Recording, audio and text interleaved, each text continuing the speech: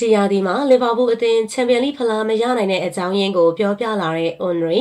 လီဗာပူးအသင်းကခန်းစစ်ပိုင်းအားနည်းချက်တွေကြောင့်ဒီယာဒီချန်ပီယံလိဖလားဆွတ်ခူးဖို့ရုန်းကန်ရလိမ့်မယ်လို့ပြင်သစ်ကနဝင်ကစားသမားဟောင်း Thierry Henry ကပြောဆိုလာပါတယ်။ဗုဒ္ဓဟူးနေ့ညက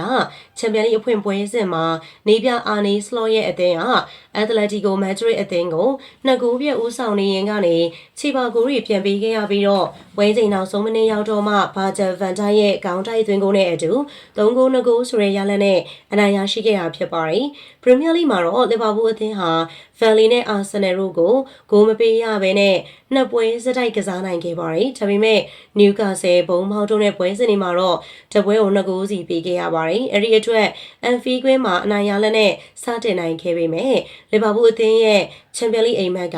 မသေးကြမရေရဘူးလို့အွန်ရီကသုံးသပ်လိုက်ပြီးတော့လီဗာပူးအသင်းအနေနဲ့ခန်းစစ်ပိုင်းတိုးတက်အောင်လုပ်ဖို့လိုတယ်လို့အကြံပေးလာခဲ့ပါတယ်။လီဗာပူးနဲ့ပတ်သက်ရင်ကျွန်တော်ဘာပြောမှန်းတော့မသိတော့ပါဘူး။ဂျေမီဂါရီကလည်းပြောခဲ့ပါတယ်။ရာသီကြိုပွဲတွေကလေးကလီဗာပူးအသင်းကဂိုးတွေအများကြီးပေးနေရတယ်လို့ကျွန်တော်ထင်ပါတယ်။သူတို့ဒါကိုဖျောက်ဖျက်ဖို့လိုပါတယ်။သူတို့ဗန်လီနဲ့ပွဲမှာလည်းဂိုးပေးခဲ့ရပါတယ်။ဒါပေမဲ့မဖြစ်တဲ့နည်းနဲ့နိုင်ပွဲရအောင်ယူခဲ့တာလို့ကျွန်တော်တို့ဒါကိုမပြောပါဘူး။ဒါပေမဲ့ချန်ပီယံလိမှာဂိုးတွေအများကြီးပေးနေရမယ်ဆိုရင်တော့ဖလားရဖို့ခက်ခဲပါတယ်ဆိုပြီး Onry ကပြောဆိုခဲ့တာဖြစ်ပါတယ်။လီဗာပူးနီးပြစလော့ကလည်းအက်တလက်တီကိုမက်ဒရစ်နဲ့ပွဲအပြီးမှာ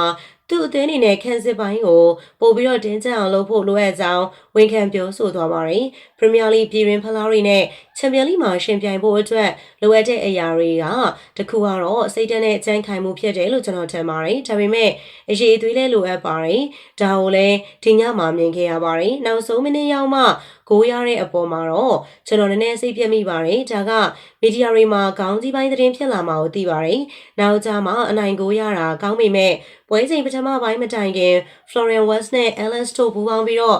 Jeremy Frimpong ကိုသွင်းလို့နေပါဖြစ်ခဲ့တဲ့တိုက်စစ်ဆင်မှုတွေဒါမှမဟုတ်ဒုတိယပိုင်းမှာ Dominic Florian နဲ့ Moro ရဲ့တိုင်ထိခဲ့တဲ့ခေါင်းမွန်တဲ့တိုက်စစ်မှုတွေကိုပဲလူတွေပြောကြတာကိုကျွန်တော်ပို့ပြီးတော့နှစ်သက်ပါတယ်ဒီနေ့ကျွန်တော်တို့ဖန်တီးခဲ့တဲ့တိုက်စစ်ဆင်မှုတွေအများကြီးကိုကျွန်တော်ပြောပြနိုင်ပါတယ်ဒါပေမဲ့ဘယ်သူမှဒါကိုပြောမှာမဟုတ်ပါဘူးလူတိုင်းကနောက်ကျအနိုင်ကိုအကြောင်းပဲပြောကြလိမ့်မယ်လို့ကျွန်တော်ထင်ပါတယ်ဒါကိုကျွန်တော်နားလည်ပါတယ်ဘာလို့လဲဆိုတော့ဒါဟာဒီပွဲရဲ့အဓိကအကြောင်းအရာဖြစ်ခဲ့ပြီးတော့ပြီးခဲ့တဲ့9ပွဲရဲ့အကြောင်းအရာလည်းဖြစ်ခဲ့ပါတယ်ဒါပေမဲ့ကျွန်တော်တို့တော့အရင်ကစားခဲ့တဲ့ပွဲတွေနဲ့မတူပဲပွဲတစ်ပွဲဖြစ်ခဲ့တယ်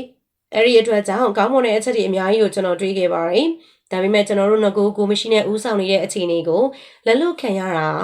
ဒါပထမဆုံးအချိန်မဟုတ်တော့ပါဘူးဒါကဘုံမောက်တဲ့ပွဲမှာတံပြန်တိုင်းစစ်တွေကြောင့်ဂိုးပေးခဲ့ရတာနဲ့တော့ကွာခြားပါတယ်ဒါပေမဲ့ကျွန်တော်တို့ငကိုမရှိနဲ့ဦးဆောင်နေတဲ့အခြေအနေကိုလက်လွတ်ခံခဲ့ရတာက